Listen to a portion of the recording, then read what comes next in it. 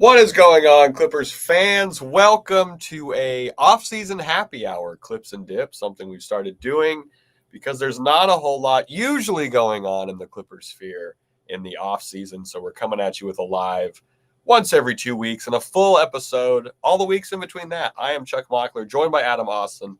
William Updike is at a wedding in Malibu, so he cannot make it. Little open bar situation. I'm sure. I mean, a wedding in Malibu, I've been told that seems like a totally normal wedding. Thank you for hanging out with us. If you're listening to this and you missed the live, you can always find us at youtube.com/@ClippersPodcast. You can click subscribe, and then you'll be notified when we come and talk about stuff. Adam, how are you doing, buddy? Before we get into what's been going on, how are you?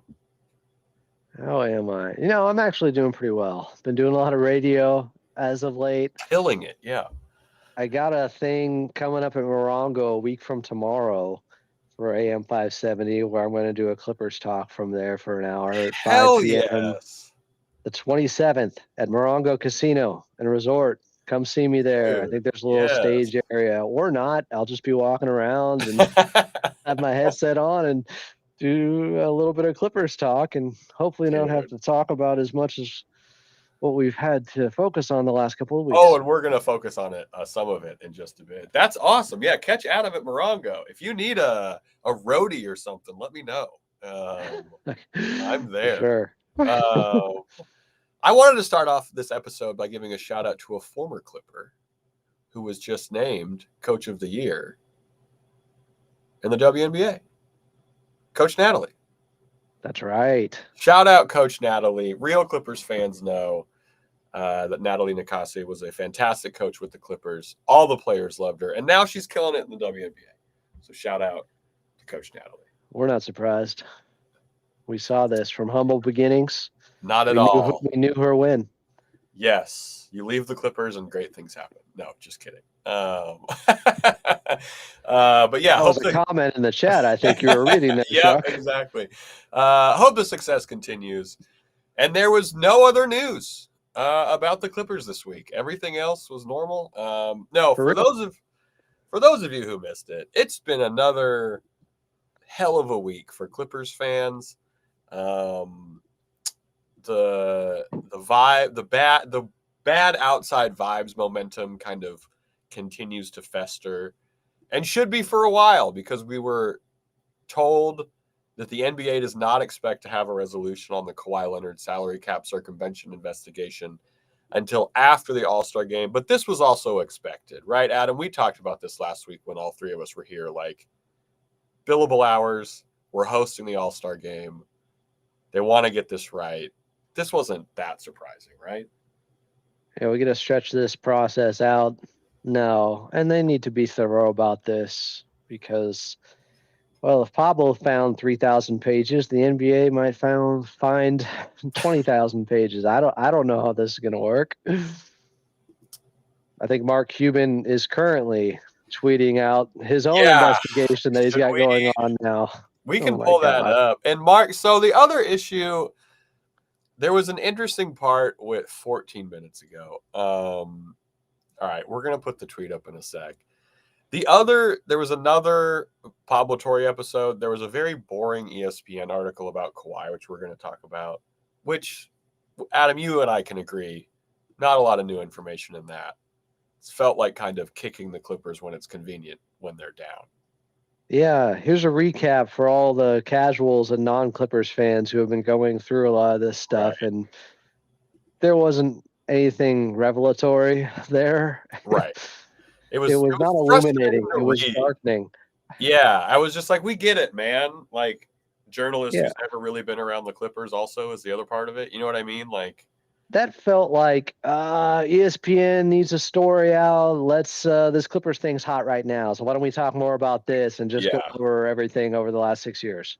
Totally. So Mark Cuban is currently tweeting about the situation. There was in the last episode of the Pablo Torre Finds Out podcast, Cuban, they take this point where Cuban asked, why didn't the Clippers just buy carbon credits from Aspiration to pay Kawhi? He noted that if the Clippers purchased those credits up front, it would be a big red flag as carbon credits are very messy. And then Pablo Torre just showed that was exactly what happened. The Clippers spent $60 million in carbon credits for Intuit Dome in 2022 over 3 payments.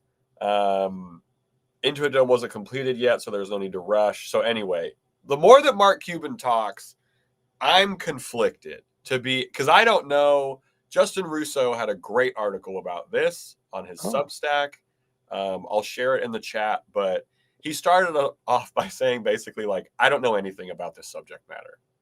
Like, I don't know.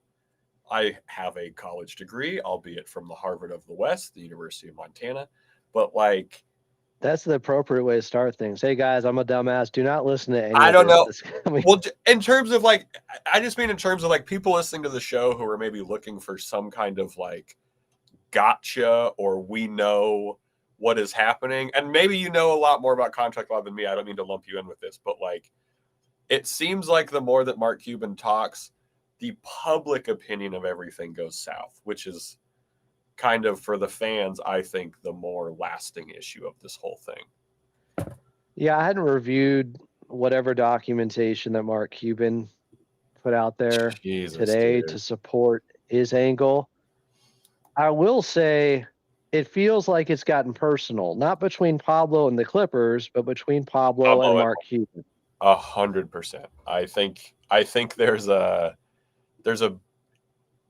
once you get to a certain level of wealth, there's an ego that comes with it, just as any certain level of like, you know, athletic ability or something like that. So I think if you're billionaire Mark Cuban, I think you're right, Adam. I think that's a great thing to point out. It's like the Clippers are getting caught in the crossfire here between these two guys in some ways. And this is what's continuing to fuel the story. Neither one of them wanting to end up looking wrong. I don't know. Again, it seems like a lot. I haven't gone through it.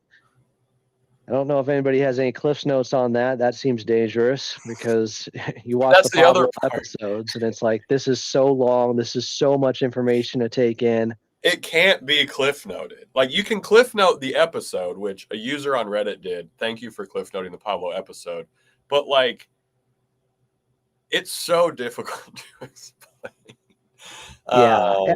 The one thing I will say that I think is fair to point out Go for it. Is that a week to a week and a half ago, everything was about, well, hey, I mean, what are you going to say? Ballmer put in 50, Kawhi got 48. Obviously, it seems like something's going on there. Well, the money that the Clippers have put in has completely changed that argument and that theory. Now it's 118 million. So that overly simplistic argument that seemed to be there before no longer stands. That at least needs to be considered here because it really felt like that was the crux of the argument. This finite amount. Yeah. They're similar. Oh, must be suspicious. And now that's totally out the window. So we're pivoting to Mark Cuban said if they were going to do it, it was carbon credits. And Pablo saying, well, it was carbon credits.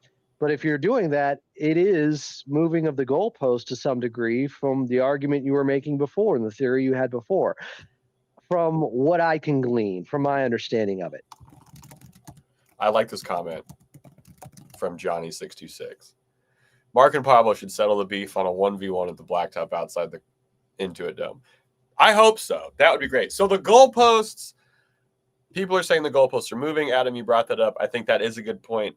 The goalposts also seem, I think, part of it to be moving because that's Pablo Torre has done, you know, he's waiting. He's not releasing everything at once. So the goalposts are easier to move in that sense. I don't mean this in a bad way, right? Like the Adam Silver thing, when Adam Silver was like, I've never heard of Aspiration. And then Pablo Torre goes, well, here's this clip of you, you know, like, how did you not hear about the $300 million thing?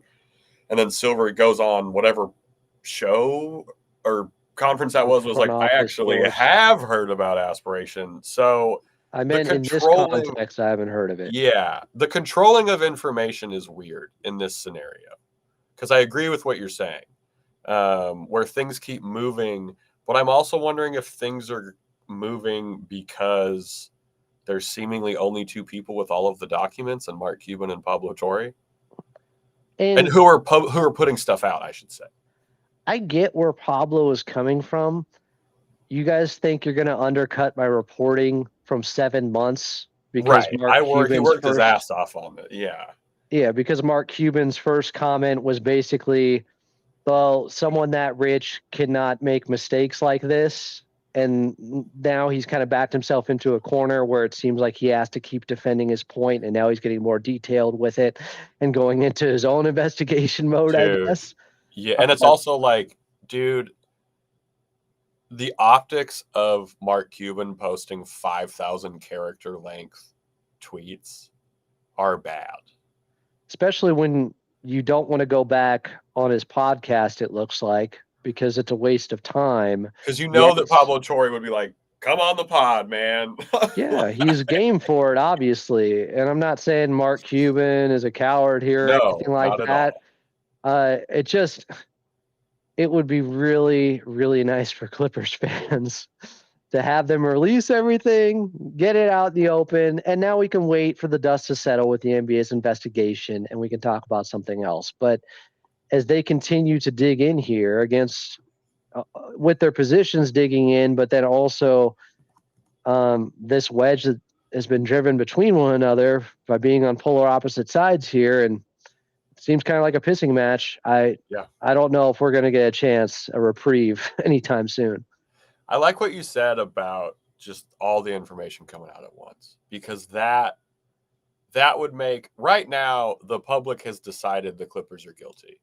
It doesn't really matter what the NBA investigation says.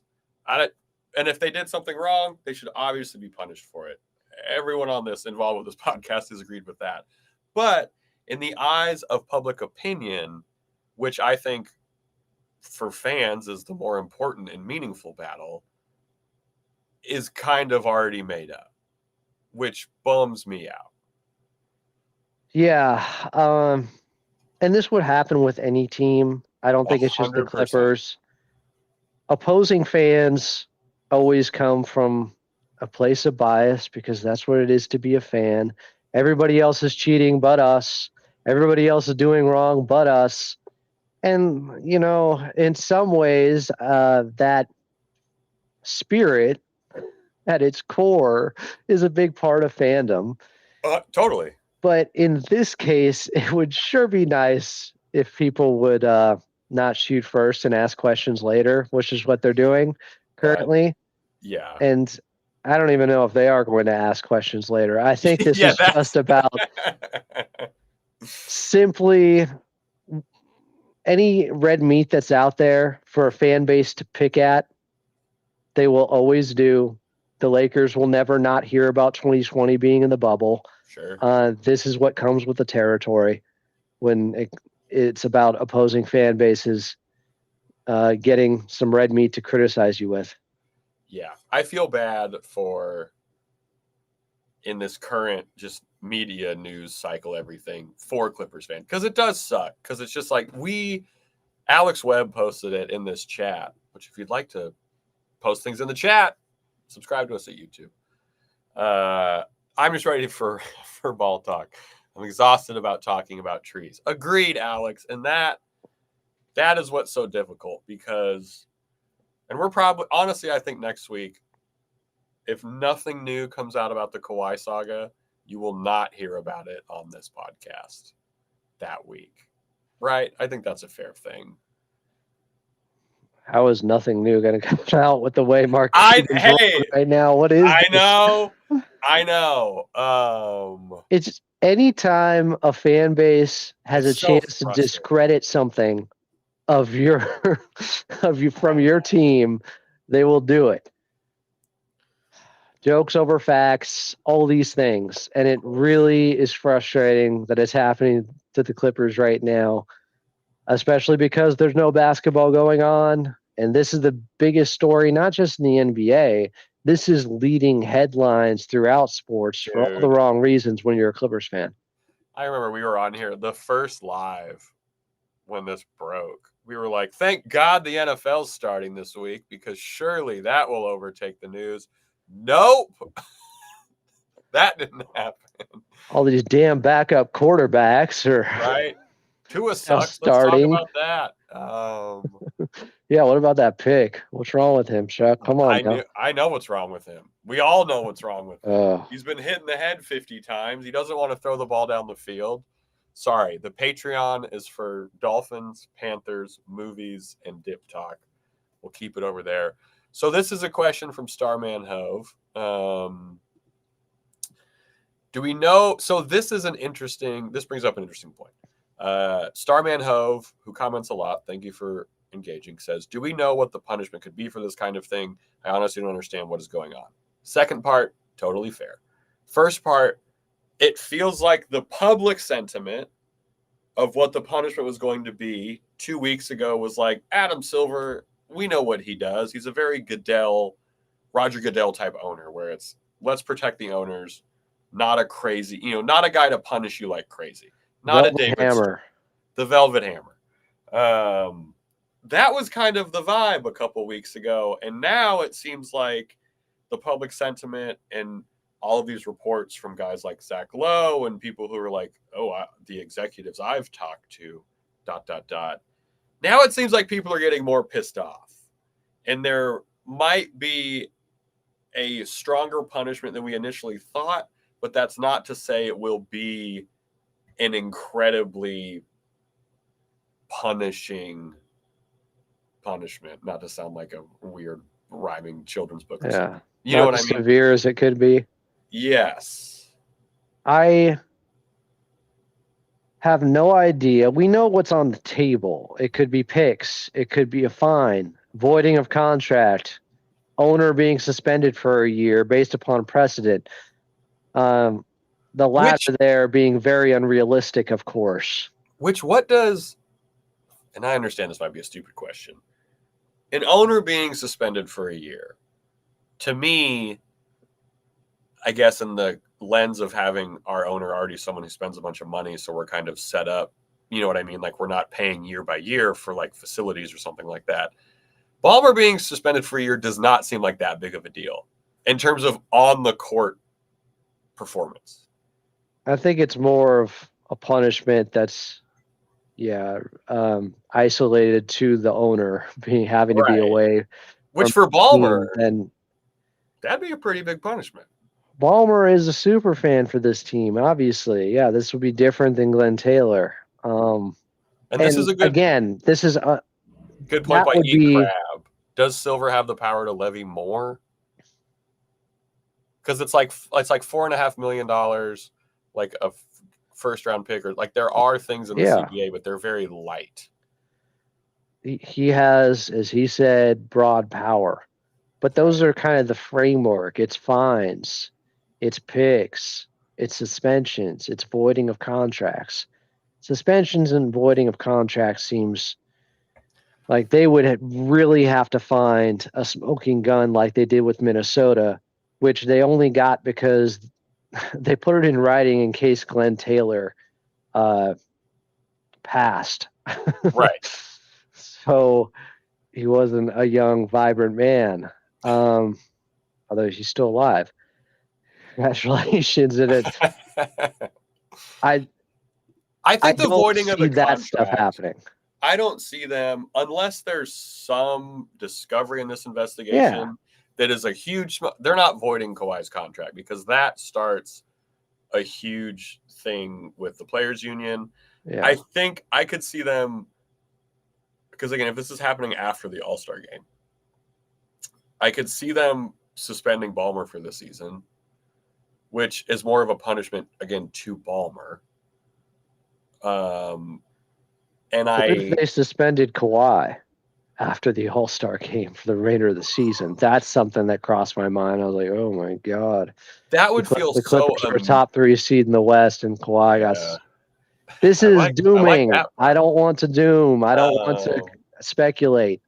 No, but it's hard to not, right? So I think the other part of that kind of this discussion is like, as partly fans, it's hard to not think the worst when most of the sports sphere, other than Mark Cuban and some Clippers fans that we know, have just already decided that like we're going to be, I'm worried that because with the new apron stuff, I wonder how the new apron can factor into punishments. Maybe you make the Clippers operate as a second apron team for a year, despite being under the first apron. You know what I'm saying? Like that to me is a way bigger punishment than suspending the owner for a year. I heard someone theorize that, they'll eliminate the Clippers $28 million on the cap less to spend because that equals the money that Kawhi was getting. This was early on. Yeah. That stuff seems too simple. Unrealistic. Right? Like, yeah. I don't want to get into the punishment. Look, honestly, with the stuff that has come out recently, I think it's perfectly reasonable to be in the Clippers camp of believing that these are two independent things going on. Yeah. That Steve Ballmer invested in a company. That company independently had a deal with Kawhi Leonard. I do think that needs to stay on the table in front of mind for everyone involved in this. That no one should be jumping to any conclusions. Just as much as, yes, the other side of it, the Clippers could have done something wrong. Can we walk and chew gum at the same time a little bit here? Can we not just let's wait for the facts to come out? Let's wait for the investigation. These are the two major scenarios that we're looking at right now, but they both seem, I don't want to say equal, but they both seem like they could be a part of this reality of the scandal of what's happening. Yeah, because we talked last week about, in the Zach Lowe article, he talked about, or I think it was his podcast, the Clippers kind of doing what you said, which was this is two separate things. This is supposedly Ballmer getting scammed in a way where it's like, well, I guess I thought it seems easier to scam one of the richest guys in the NBA than I thought it was. And like you said, Kawhi and Uncle Dennis doing a separate thing. So I do think with the amount of discovery and the timeline we've been given, they being the firm that's going to investigate this and the NBA should be able to differentiate between those two things. I just don't want to approach this from the point of view like we kind of have in the last 5 minutes of what's the worst that can happen to the Clippers? What about the other side of it? What's the best that can happen? They totally get cleared of this. That is on the table. Yeah. I like what Alex Webb is bringing up, a thing the Clippers could appeal. That's an interesting move too, because I don't know if Ballmer would appeal, because he's been so obviously he wants an investigation. He's obviously going to say he wants an investigation. You can't go on ESPN and say, actually, maybe they don't investigate us. It would be funny, but it would not help our case at all. I don't know if they appeal, because appealing is like you just open it up again for whatever down the road. Yeah, and it's like, let's just have this happen for whatever. I also wonder how that works, because when the CBA, those bylaws come down, they're agreed upon by both parties. This is the punishment. I assume you can appeal because you can with anything. Right? Like, yeah, in my head, I'm like, I didn't even think about that. But it's not a court of law. It's different. They've already agreed to these things ahead of time. I don't know. I really don't like going down this road so much. Let's see what comes out of it. Let's hope for the best. Yes. Without expecting the worst. Let's just hope for the best. Let's just hope for the best. We're going to do a quick audio break because we are going to put this out on audio. Ad break at what time is it? 24 minutes. Coming up, we're going to talk. There's a new ClipperVision hire, which I wish we could have led this episode off with, but we have to talk about this aspiration stuff. Coming up, we're going to talk the ClipperVision hire and then a little bit about that ESPN article coming up in 3, 2, 1. Welcome back in. It's Clips and Dip. Clips and Dip live for you guys, and maybe you're listening to in podcast form now. I'm Adam Osland. He is Chuck Mockler. No Will Updike today, but he will return soon enough. He's in Malibu. Malibu with Miley. Does she have a song about Malibu? I don't know. Sure. You're the resident Miley fan on the pod, so. We'll take your word for it. I know, I'm a wrecking ball. You want to talk about a Clippers recent hire here that became official? Yes, Stan Verrett, new gig as the Clippers studio host, which is pretty cool. The Clippers broadcast team is very on point, I would say, for a local broadcast team. The talent is I agree. from the radio pre and post game to the radio play-by-play. We got it all. Carlo was doing Big Ten last week. He was on the call to UCLA getting stomped out by New Mexico game.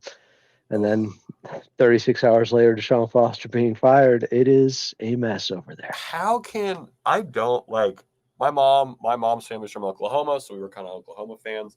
I went to the University of Montana, so it's all different.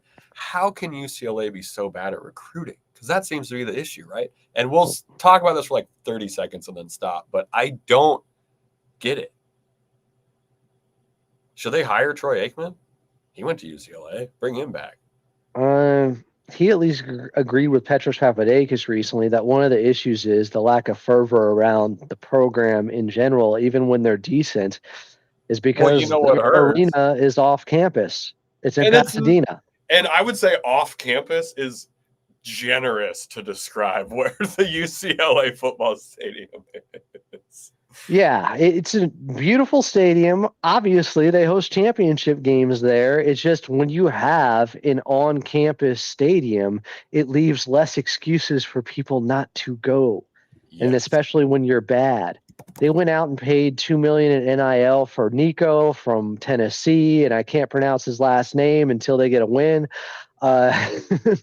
They had a little bit of momentum heading into the season, and to start 0-3 when they haven't even started the Big Ten schedule yet, so it just means things could get worse from here. It is baffling. It is dumbfounding just how bad they've been.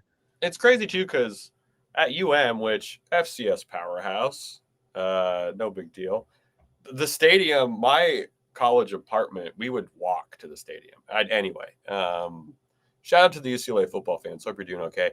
There was another ClipperVision update that had me kind of worried, which was as a valued subscriber of ClipperVision, all of us got this email that said they're informing us that they are transitioning the ClipperVision offering. As a result, this will serve as cancellation notice of your current subscription. No longer be available as of October 18th. Justin Russo is texting me. He wanted me to let you know that this is UCLA football's worst start since World War II. Oh, yeah. Especially because not just the 0-3 record, the competition, the lack thereof that took them out. Yeah, they should be 2-1 at worst. Justin Russo said he would be on the pod, but he's currently eating. So shout out, Justin. I shared his Substack in the thing earlier. Anyway, I'm worried about what's going to happen with ClipperVision because I work at UCLA. Well, I don't care. I know what's going to happen with UCLA. They're going to continue to tear down. I work in marketing, and seeing the phrase "we are transitioning the ClipperVision offering" does not strike me with a feeling of enthusiasm for what the new offering might be. It was such a simple thing. Here are the Clippers games, except for a handful, obviously, because of blackout laws and whatnot. But with the way that sports viewing has been going, I don't hold a lot of confidence that this is a good update. Honestly, I'm not familiar with the situation. I'm a radio listener. That's fair. Radio is as live as you can possibly get. I hope it's as user-friendly for Clipper Nation as possible. I hope it's user-friendly. I hope it works better, and I hope they're not raising the price to something absurd, and I hope there's not any tiers that have to, you know what I mean? Like, buy this package and you get whatever. Maybe I'm being cynical, but watching sports gets harder every single year. Unless you're a Phoenix Suns fan. Shout out to the Suns, who are celebrating, I think, a huge extension of just showing their games for free to everybody. And who'd have Or- thunk that would work? Unless you just like consuming highlights, then you're good. That's all you need. Check Yep. out Twitter. Check out Yep. X. Yep. Push more people over to X. He walked it back. I know. Honestly, that was everyone overreacting to that struck me as, But it's a foot in your hey, mouth. I'm move. not a highlight guy. I watch the full games. I'm a basketball expert and That's savant. There was That's some what it virtue felt like to signaling. me. Yes, people patting themselves on the back and letting everyone know I don't just watch the highlights. But it was a bad soundbite. It was, and that's why you had to walk it back. Yeah. I I do appreciate he walked it back. Yeah. That bald bastard. He's done a lot of clarifying recently. Yeah. Speaking of clarifying, I'm going to check in if Mark Cuban is continuing to clarify. Oh, yeah. He is all in, man. This is not great for letting the story simmer. Right. I said Mark chill on our the Clippers pod account, and people were like, let him cook, he's helping us out. And I was like, I think legally he might be helping us out, but again, I cannot stress what makes me the most disappointed of this whole thing is that doesn't matter. The legal punishments, and when I say legal, I mean NBA legal punishments, whatever ramifications happen to the Clippers management or how they operate their roster or all that, pales into comparison, I think, for what fans now have to deal with from kind of here on out. And that's what disappoints me the most. I'm not saying the Clippers did anything wrong. There's a whole lot of smoking guns. We talked about wanting more sleeping guns on last week's episode, but it doesn't seem like we're getting those. It just, the damage from a fan perspective has been done, and my hat is off to any Clippers fans, as it always is. But like right now, weird hand to be dealt. When we had a racist owner, everyone agreed he sucked ass and shouldn't own the team anymore. And this actually, Mark Cuban didn't. Interestingly enough, if you there we go. I forgot about that. He said something to the degree it could be a slippery slope and invasion of privacy maybe was involved. I don't know. I'm just being technical or pedantic here. But you know what I'm saying. Yes, sorry. The public, again, Mark Cuban interjecting on Clippers business. Get out of here. I don't know if it's good or bad. He's defending us. That's what I mean. Also fanning the flames of the story. I don't know, man. So convoluted. We do have thick skin. Thank you, Data Man. If you're a Clipper fan, you need to have thick skin, especially living in LA. That is true. The LA Armadillos. Yeah, might as well. I don't know. We continue to soldier on. If any fan base has been through, the ringer, so to speak, is that who Pablo works for now? No, The Athletic. The Athletic, but has been through it. It is Clippers fan base has been through enough, and this is what I always say. Clippers fans are the best fans because they're still here after everything they have been through. 100%. We're still here. And we'll get through this too. Hell yeah. I actually think that might be a great way to end the live, if I'm being honest.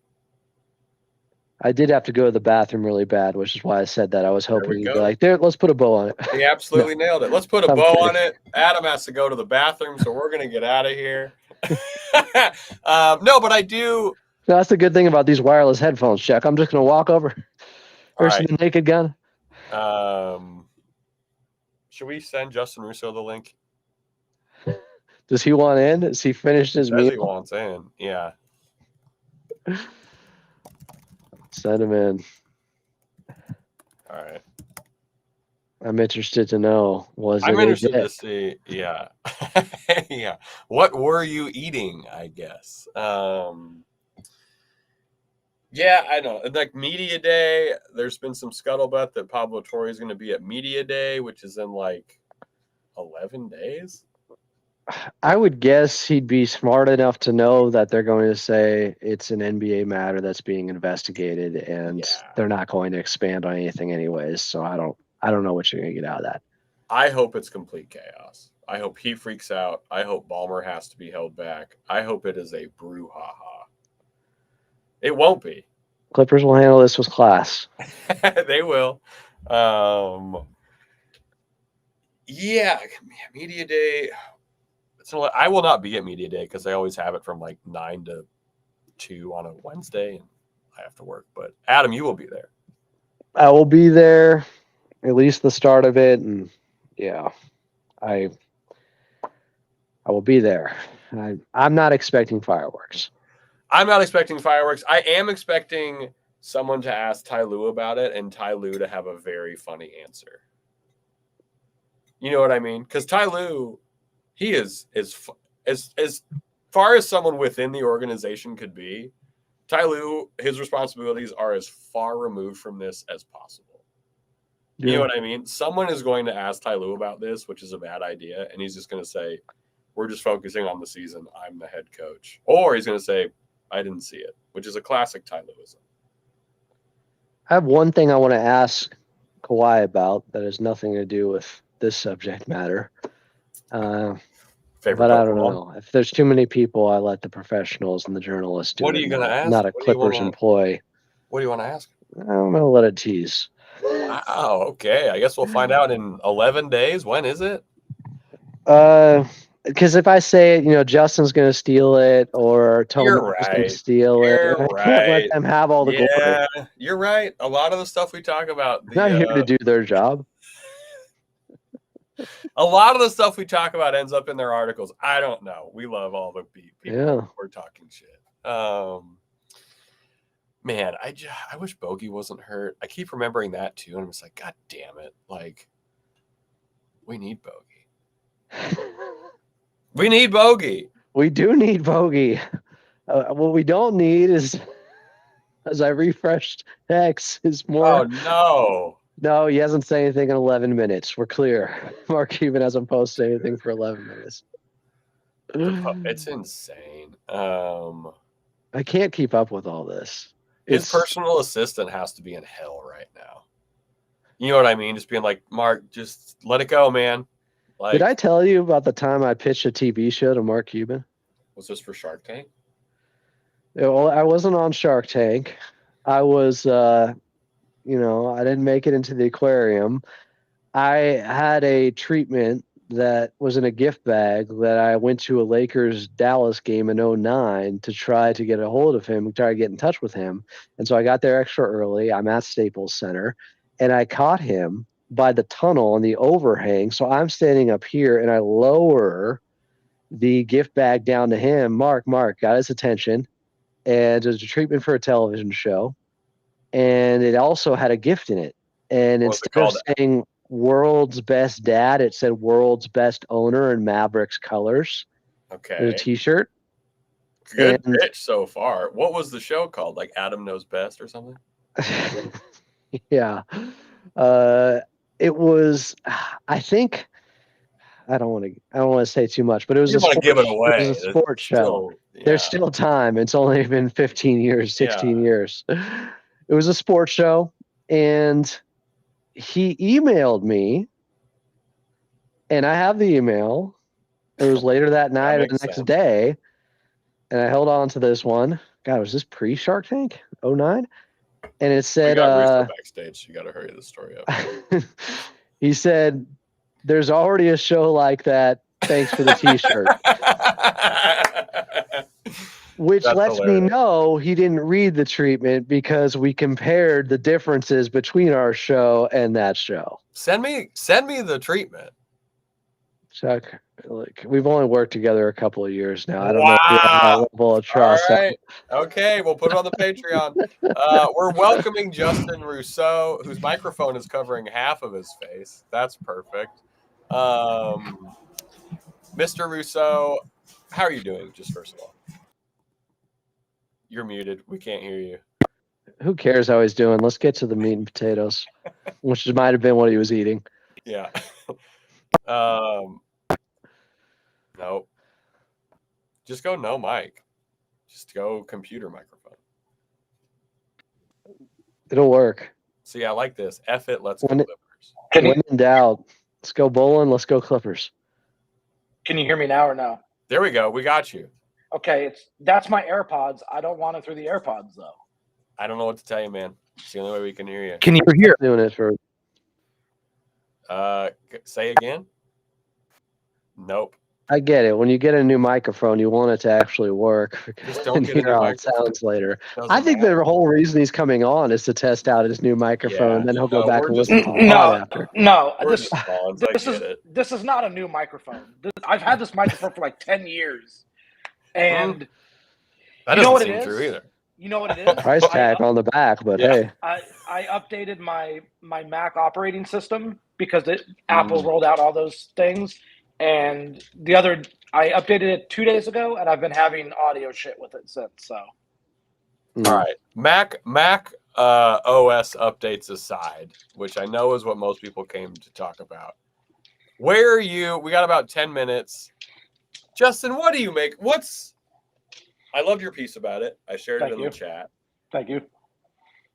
This is just a nightmare until it's over, right? Or yeah, okay.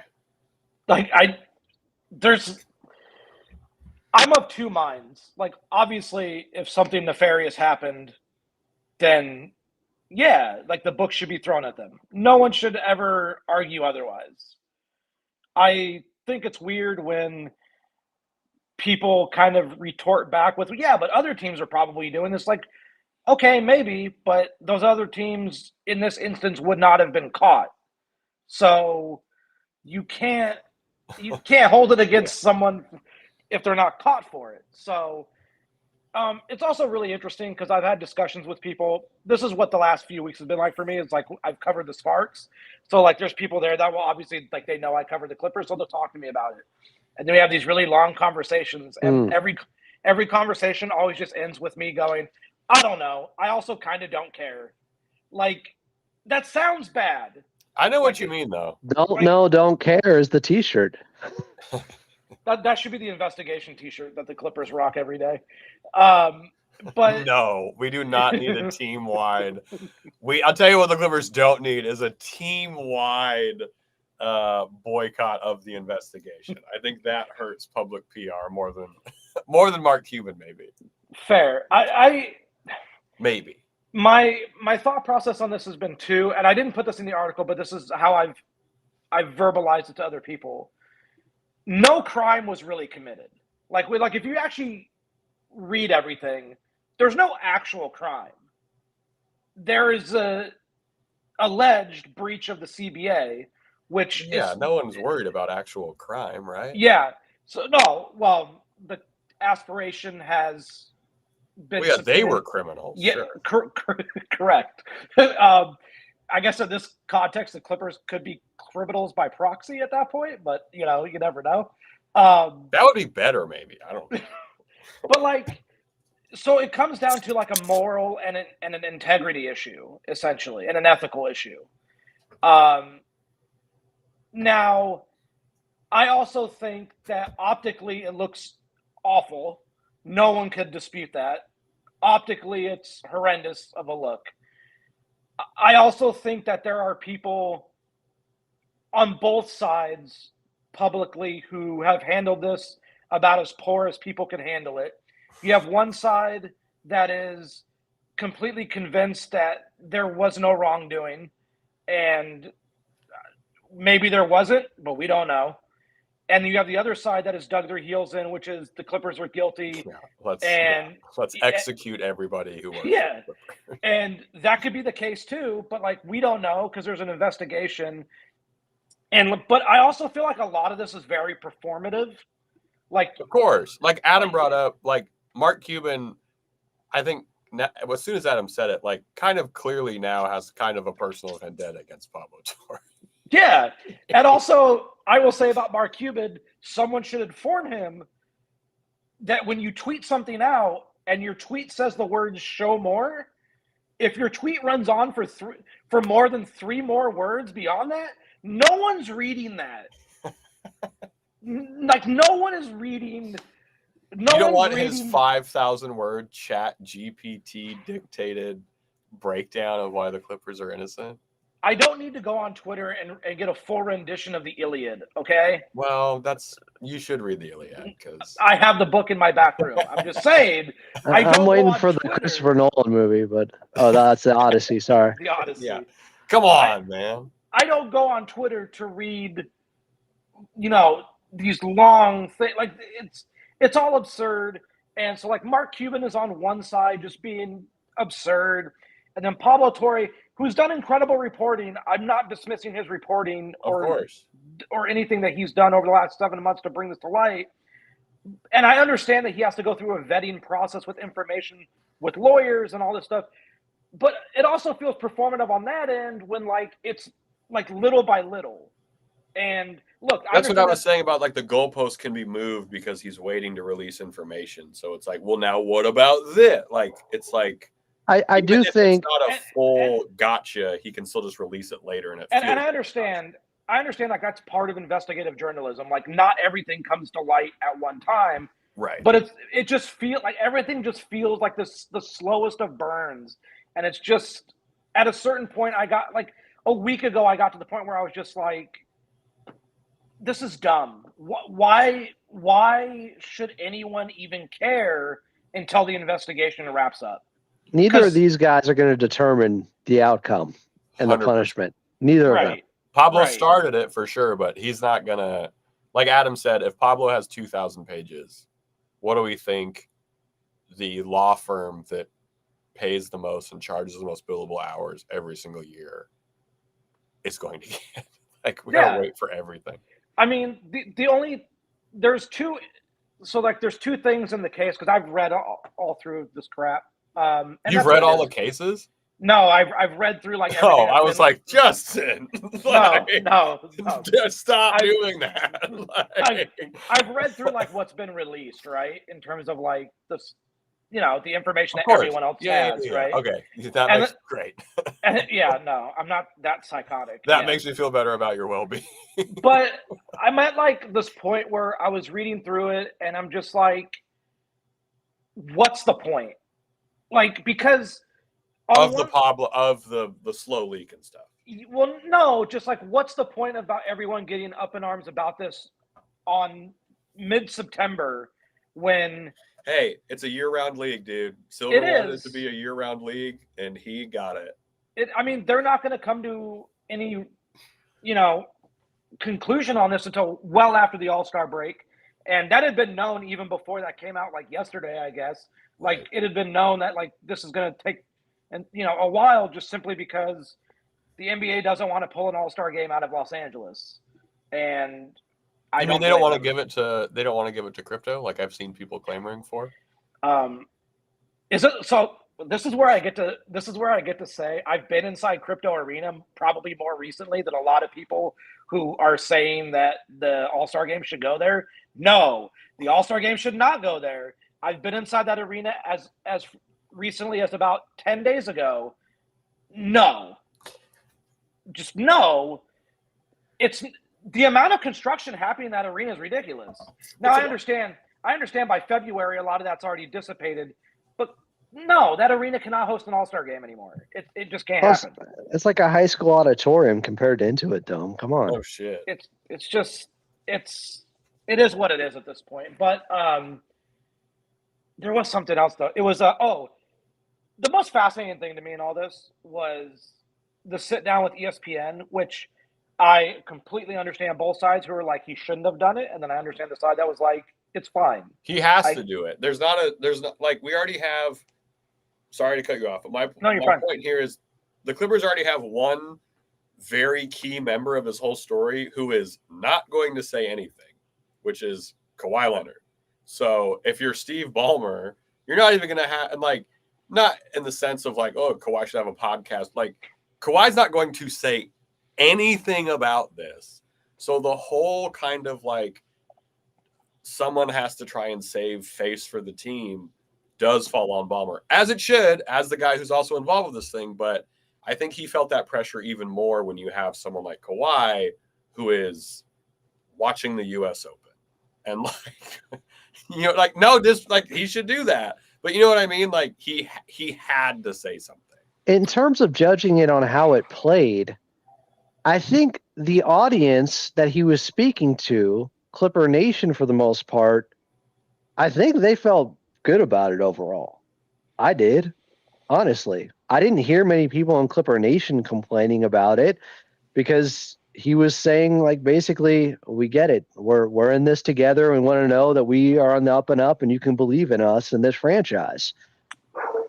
That did not come across as I thought it came across as credible the way he spoke. I thought he spoke well.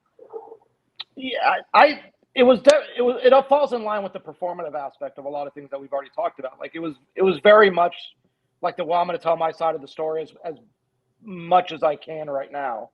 But what I was going to say is the only interesting thing that he really said in that entire thing, at least to me, was when he mentioned that they'd already handed everything over to the Right. DOJ as far as like emails and stuff. And the only reason I say that I found that interesting is because that is above and beyond like the NBA purview of things. So like while the NBA can get emails and stuff, and they can obviously the The investigation NBA can get emails? Well, they can get the emails. I've been sending them countless emails, and Oh, none okay. of my Man. suggestions have been Well, implemented. Well, you're just one person. You're not a highlight guy, so they wouldn't care about Adam you. Silver, Adam Silver at NBA.com. That's who I've been sending these to. They've been getting them, Chuck. They also have been printing them and then putting them into a shredder. Yeah. I hope I'm costing them some money with the way Justin, this league is going. Is it true that you mentioned Steve Ballmer saying we've already submitted this stuff? Well, is it true that Steve Ballmer and the Clippers were one of the parties to report the fraud to the SEC going on? I'm not exactly certain of who brought it up to the SEC. I'm really not. From what I remember from the stuff that I've looked What at. did you bring up to the SEC, Mr. Russo? Let's talk about that. I brought up the Roll Tide is what I brought to the SEC at this point. Man, hell yeah. Well, they ain't bringing much then because they're in. I'm not an Alabama fan, but if the SEC ever questioned me about anything, I'm going to just say Roll Tide. Honestly, you probably get out of anything that you want. Yeah, that would work. Like, Someone who saw the case would be like, all right, no, he's actually fine. Like, this guy gets it. Like, Yeah. No, I thought I heard that somewhere where they were one of the entities that reported Joe Sandberg for fraud to the SEC. Could have been. There were a lot If of anybody people, has the answer, please hit us up in the comments. there were a Credible lot answers. of people. Yeah, credible. You can't just say whatever. We'll double source it with 2 comments. If another comment agrees with you, that's sealed, baby. I'm very interested to see what happens because this is probably the closest that we'll see in a while to an organization possibly being on the brink of a potential death penalty in sports. Like and I know that term used to get thrown around. Well, let's wait for the NIL situation to play out. That's fair. Before we talk about that. That is fair. I mean, USC got it with Reggie Bush, right? Like for at least a little while. And then SMU historically got it back in the 80s. Pony excess. Yeah, I mean, that's what happened. And, I mean, the Timberwolves... They got championships, though. The Timberwolves got it to some degree. The Clippers would just get it to whatever. And so, yeah, like maybe they're not getting a death penalty. Like, death penalty to me is like operate as a second apron team for 5 years, no matter what. Lose 5 more first-round picks. Kawhi's contract's voided. I mean, who's to say? That just seems. Based upon what we've seen so far, you could say that's unlikely. But the NBA is doing an investigation. Let's see what happens.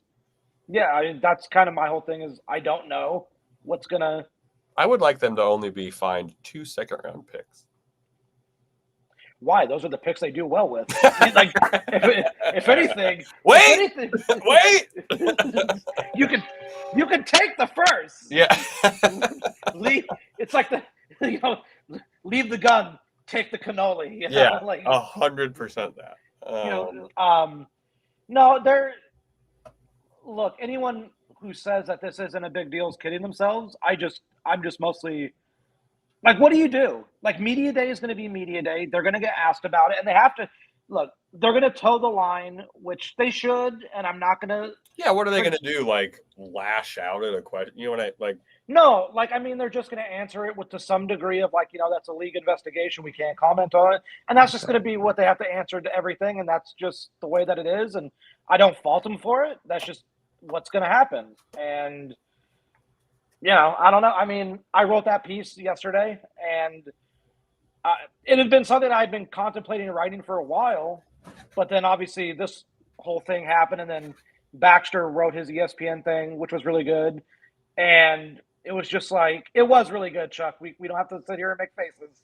It was From good. a sense that he For a recap, like what? Well, it wasn't. His thing wasn't meant to be a recap. His thing is basically saying that independent of what's transpiring, the Clippers, to a front office degree, have basically. Of course. Yeah. We knew that. They're not building around a guy who's 34 and going to be 35 next. I didn't find that. Are you on his and Ballmer's payroll? Lightning. Listen, if I was on Steve's payroll, you wouldn't see me anymore. Who is this reporter who seems to only watch the game via helicopter? He's never even at the stadium. I mean, Baxter's piece, I get why people think it was like whatever, but in it, when he's talking to 24 sources directly tied to the Clippers, and you have an actual Clippers official telling you flat out, like, we're over we're just done with the Kawhi Leonard stuff, that's a pretty big deal. That's not like a roundabout way of like, oh, well, they're kind of over him and all this. No, like, this is someone directly telling you, like, this, like, they're done with the idea of him being their guy. Now, when I ended up writing was, but he's 34. Like, to say you're building around somebody in his mid 30s doesn't make a lot of sense. I don't think they meant it from like the building around standpoint. I think they meant it from like the dealing with the drama of him standpoint. What drama? Yeah. Oh, what the hell are you talking about? It's like the regular Friday night. What was the quote of the last thing that's said in the article? It sounds like building around to me. I'd have to pull it back up. I don't. We know you got the open tab. Keep going, Justin. Yeah, we got a couple minutes, and then I have to leave. Okay. Hold on. The balloons are telling you, man. The balloons are out, buddy. Jesus Christ, this article was long. Wait, where'd it go? They're done building around Kawhi. They know that, and he knows that. Yeah, that's from a former staffer, but he had the person on there from the actual staffer earlier in the article. Like, they've been done building around him for like the last 18 months. That's why when I wrote like the thing the other day or yesterday, like the first telling sign of it was James. Yeah. Like, yeah, you could go out and get James for Kawhi and PG, but it's also like James is just the guy who's there every day. That's the guy they're trying to like. Regular season for sure. Yes, and as I wrote, you can quibble over everything after that, but but this I haven't put pen to paper on this yet. But this speaks to a larger thing that I've mentioned in passing to some people, which is I think they accidentally stumbled upon their pathway forward, which is that they're just basically building around Zoo at this point. Not in like a Zoo's our superstar, but like Zoo is the guy that we should build around for the next 5, however many years beyond that. A foundational piece. Yeah, great. And they stumbled upon that. Don't let anyone ever fool you and tell you like this was something that they. Of course, they stumbled upon it. They traded Mike Muscala for Zoo. Okay, they didn't even ask about it. I don't mean from that standpoint. I mean from like they tried to replace him with Serge Ibaka. Basically, that didn't work. They tried to basically go the 3-star route with Russ. That didn't work. They brought in James to basically, augment Kawhi and PG. That didn't really work at all. And then it's like, all right, well, we're just going to let PG go, give more touches to Zoo. We won 50 games. I guess we could just keep doing that. And it worked. I mean, I think obviously some people in the front office didn't want to do the Russ thing. No, they did not. Yeah, one of them a pretty prominent member of the front office. Yeah. All right, I have to get out of here. I do too. I could talk about That's this fine. for the next 3 hours. Justin, do you want to come on next week at some point and talk about this? Because it's Yeah, more interesting than talking about the Kawhi bullshit. That's fair. That's fair. I mean, It's real basketball. listen, I just want to say one thing. I respect Kawhi for just going to the U.S. Open like nothing happened. Well, it's expected, yeah. Sure, but like it's still very funny. Like Listening to headphones, yeah. Like wired headphones. Even more respect to that.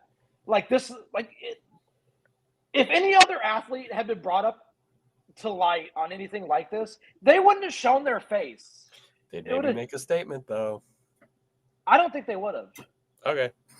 I just kind of think most of the time there's not one needed. I mean, and then whenever we talk next week, I kind of just think that we could all delve into the Uncle Dennis stuff. Yeah, that sounds awesome. You guys have fun. Justin, Justin, where can people find your stuff? No one needs to look for my stuff. Seriously, it's the off season right now. Next week I'll say things like that. Where can people find your stuff? You can find me at justinrusso.substack.com or at flybynight KNITE. Thank you, and thank you for your content for Clippers fans and for WNBA fans. Adam, good work, Justin. One positive thing, and where can people find your new show? FNA on FSR later tonight, 11 to 2 on Fox Sports Radio. That'll be on AM 570 LA Sports after the Dodgers game locally here. But throughout the country, you can find Fox Sports Radio. And where can they find you on the 28th? 27th, I think, is not this Saturday, but next Saturday. I'll be at Morongo Casino doing some Clippers talk for iHeartRadio at 5 p.m. Come on by. Come say hi. Come on by. And I will be at Morongo on the 26th gambling. Adam's going to be brought up on insider trading at Morongo for the Clippers. No. All right. See, Russo, this is why we don't have you on, man. All right. We will talk to everyone later. Thank you for hanging out. Find us at youtube.com/@Clippers Podcast. Find me on Twitter @Chuck Mockler if you feel like it. And the show is @Clippers Podcast.